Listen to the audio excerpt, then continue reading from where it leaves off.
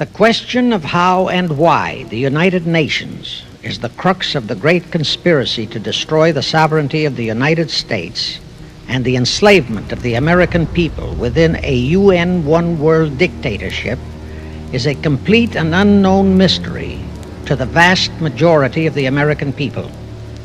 The reason for this unawareness of the frightening danger to our country and to the entire free world is simple. The masterminds behind this great conspiracy have absolute control of all of our mass communications media, especially television, the radio, the press, and Hollywood.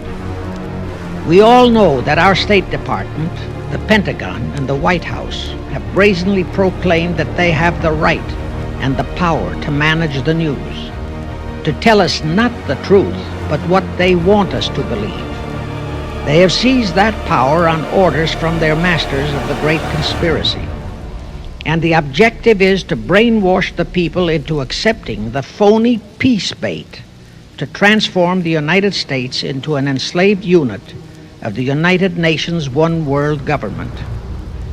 First of all, bear in mind that the so-called UN police action in Korea, fought by the United States, in which 150,000 of our sons were murdered and maimed, was part of the plot, just as the undeclared by Congress war in Vietnam, in which our sons are dying, is part of the plot, just as the plot against Rhodesia and South Africa, in which our sons will be dying, is part of the UN plot.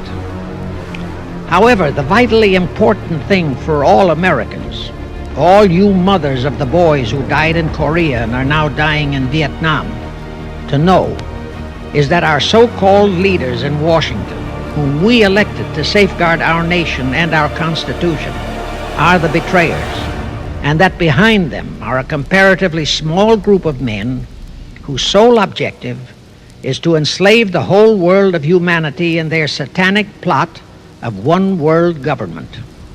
Now, in order to give you a very clear picture of this satanic plot, I will go back to its beginning, clear back in the middle of the 18th century, and name the men who put that plot into action, and then bring you down to the present, today's status of that plot.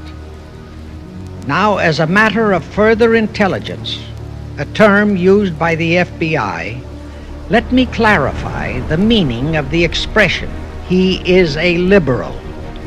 The enemy, meaning the one-world conspirators, have seized upon that word liberal as a cover-up for their activities. It sounds so innocent and so humanitarian to be liberal. We'll make sure that the person who calls himself a liberal or is described as a liberal is not in truth a red. Now then, this satanic plot was launched back in the 1760s when it first came into existence under the name of the Illuminati. This Illuminati was organized by one Adam Weishaupt, born a Jew, who was converted to Catholicism and became a Catholic priest, and then, at the behest of the then newly organized House of Rothschild, defected and organized the Illuminati. Naturally, the Rothschilds financed that operation. And every war since then, beginning with the French Revolution, has been promoted by the Illuminati, operating under various names and guises. I say under various names and guises because after the Illuminati was exposed and became too notorious, Weishaupt and his co-conspirators began to operate under various other names. In the United States, immediately after World War I, they set up what they called the Council on Foreign Relations, commonly referred to as the C.F.R. And this C.F.R. is actually the Illuminati in the United States. And its hierarchy, the masterminds in control of the C.F.R., to a very great extent are the descendants of the original Illuminati conspirators.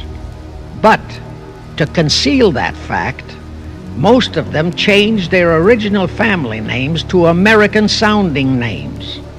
For example, the true name of the Dillons, Clarence and Douglas Dillon, once Secretary of the U.S. Treasury Department, is Lepowski. I'll come back to all this later. There is a similar establishment of the Illuminati in England, operating under the name of the British Institute of International Affairs. There are similar secret Illuminati organizations in France, Germany, and other nations operating under different names. And all these organizations, including the C.F.R., continuously set up numerous subsidiary or front organizations that are infiltrated into every phase of the various nations' affairs.